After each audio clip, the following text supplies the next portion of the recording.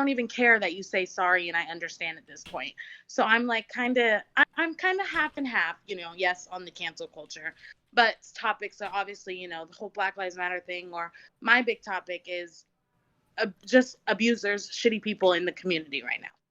What is it going to take for people to, if someone comes forward, not just one person, two people, three people, however many people, if the receipts, the screenshots, the face, like all the proof is there, and you are choosing to still not believe it because this person has somewhat of a platform, a big platform, whatever, just a raver, like whatever. What is it going to take for that person to,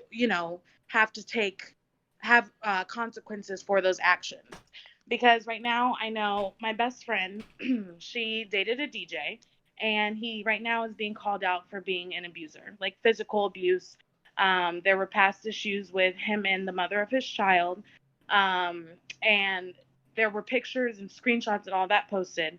And a lot of the underground DJs in the rhythm community, mostly, some of them are choosing to not believe the accusations.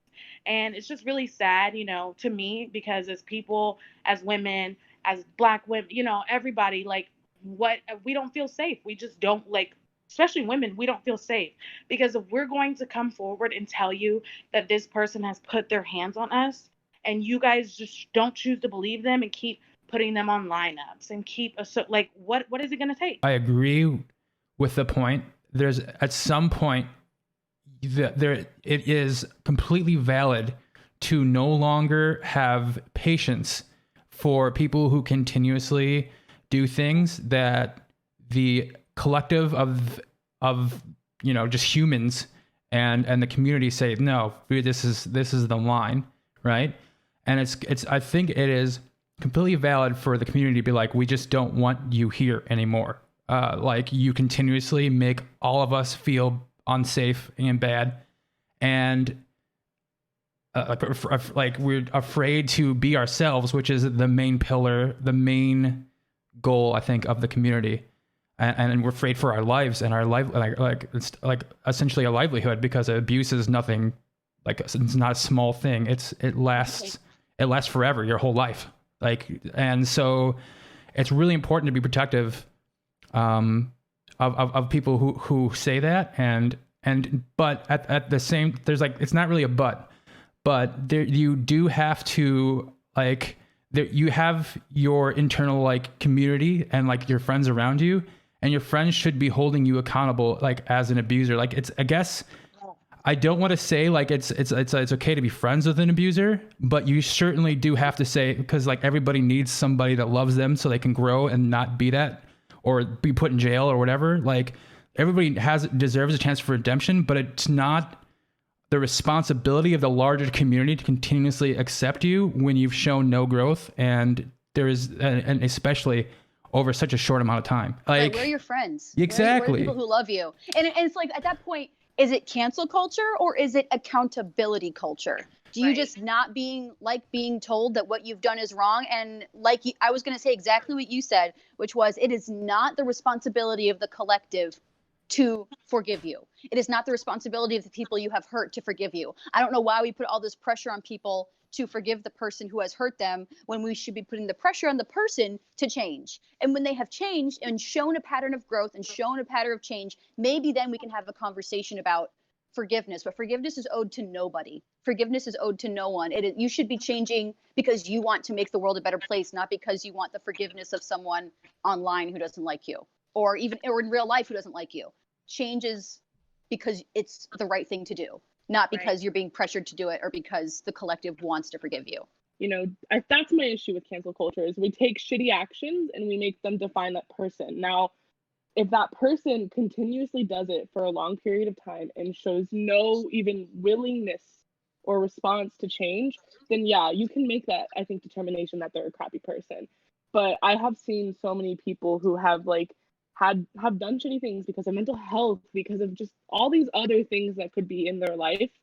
And I think abuse is never okay. Just personally, I just don't think that's ever okay.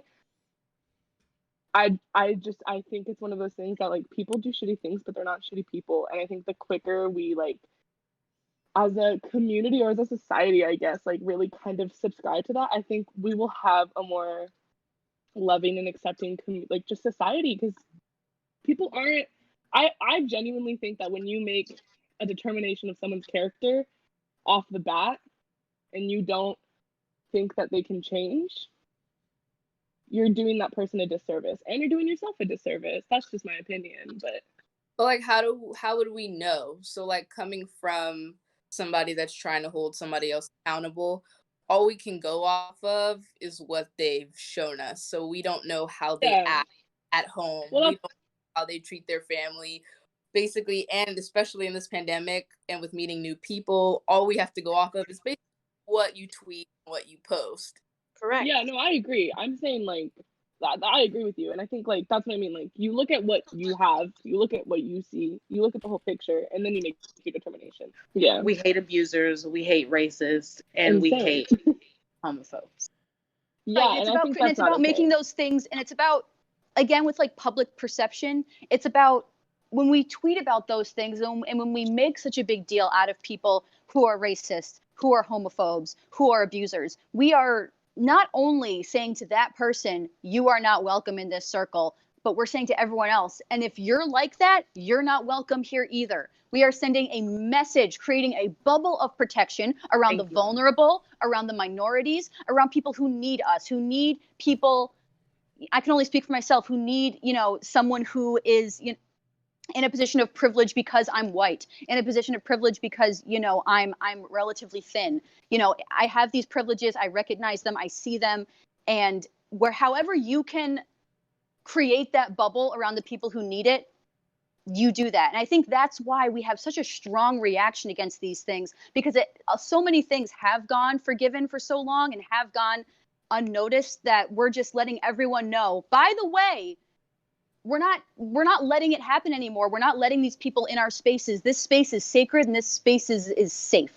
You know what I mean? Yeah. And people Right. feel safe. People see it's a domino effect. When one person usually sees one person come out about it, whether it's just one specific person or all different types of people feel safe. Okay, well, they had the courage to do it, so maybe I'll have the courage to do it. And you're just not sending the message, like Maria said, you're sending a message to other people. If you're like that, well, we don't want you, but also you're protecting other people as well. Like she said, you're warning other women or other men about a predator, or you're warning people about maybe they have a racist friend and they have no idea that this person's racist, and you have 15 different encounters of them being racist. So it's just it's not just about that one person. Like you said, it's about the community. Everyone needs to know, and everyone is fed up.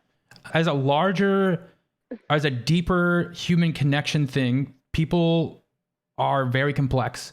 They make tons of bad decisions, and they don't deserve to be like, personally like murdered or killed or I mean, that's still up for debate, obviously, for a lot of people. But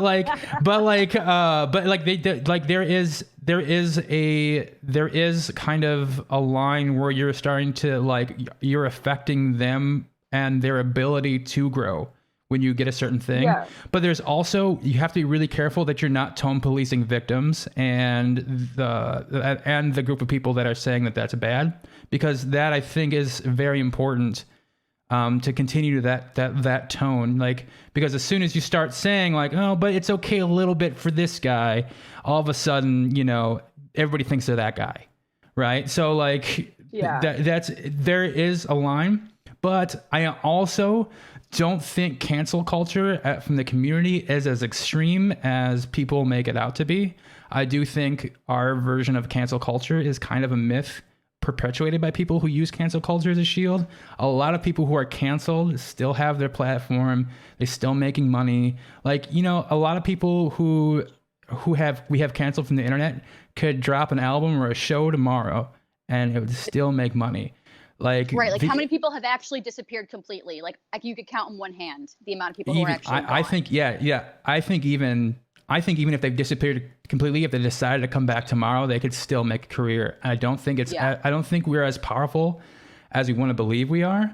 But I think I think that we should be at some level I mean, I think we should be too. But Yeah. then I think if we're going to be that powerful, we really like. We need to do this. We need to have more conversations we need to have about discussion, understanding. Conversation. Yeah. Because it does go both ways. But like I said, I think we need to challenge those people's support groups to take care of them, because we're not going to, essentially.